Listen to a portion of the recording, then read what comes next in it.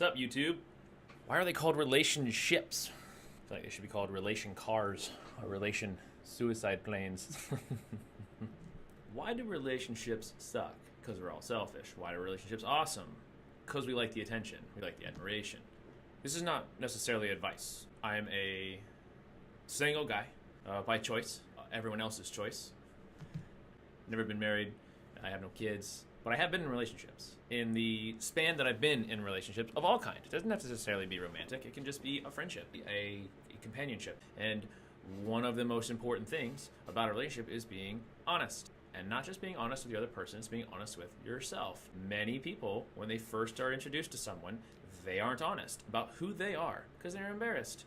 Maybe this person thinks that what I do is weird. Maybe liking peanut butter on my cheese balls turns them off. I'll hide that for the time being. Lying is very, very tricky. You know the truth. If you say anything to cover that up, it's a lie. Saying something that you think to be true but isn't is a mistake. The problem with lying in a relationship is as soon as you do it once, you're now capable of doing it again. You lied to me once. How do I know you're not lying to me this time? In the beginning, everything's great. But what does everybody say? You just got to give them some time. Maybe you'll get to know them. Maybe they'll open up more. That's really dangerous to develop feeling for somebody fast, because what if you get to know this person and you don't like them? You know what we need? We need dating stats, like a dating baseball card. And on the back is all your relationship numbers. Your on-base percentage, number of at-bats, slugging percentage, how many teams you've played for, and every year you get a new one. Updated stats. That would really help this whole situation.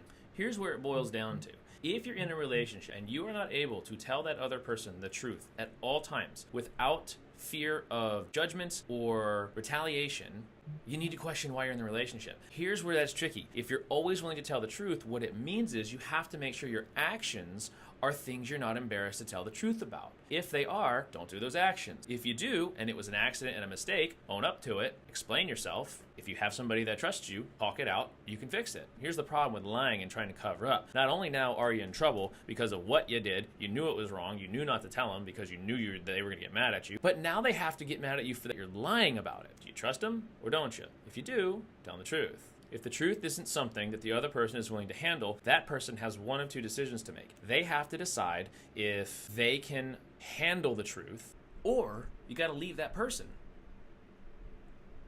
If they don't like it, it's not correct to tell that person you need to change who you are in order to accommodate my feeling. Excuse me, but my man doesn't swear. Well, then go date a guy that doesn't fucking swear. Your partner will begin to resent you for asking that they be someone else. We all want to be accepted for who we are. That's why it's very difficult for us to be who we are around other people, because if someone doesn't like that and they reject it, it hurts. That's okay. You don't want to be with someone who isn't who you want to be with. Fellas, stop doing stuff you don't want to admit you did. That's dumb. Ladies, open up and tell us what's going on. We're not going to figure it out. Oh my gosh, you think he could get the hints by now? No, Becky, he can't take the hint. He cannot interpret it. Can't you take the hint? Talk to him. Tell him what's going on. Don't leave him in the dark. Give him closure and remove all doubt. What defines cheating?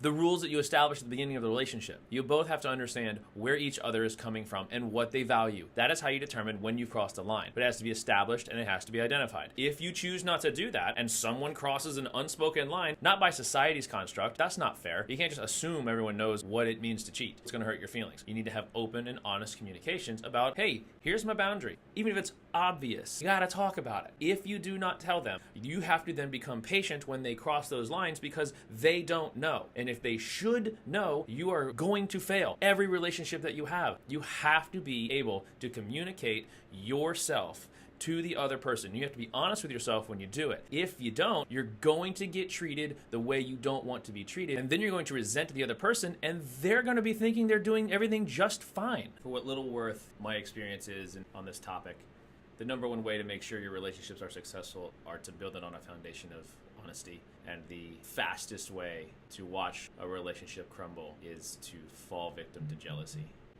And if you can be clear about those two things with your better half, it's hard for them not to work out.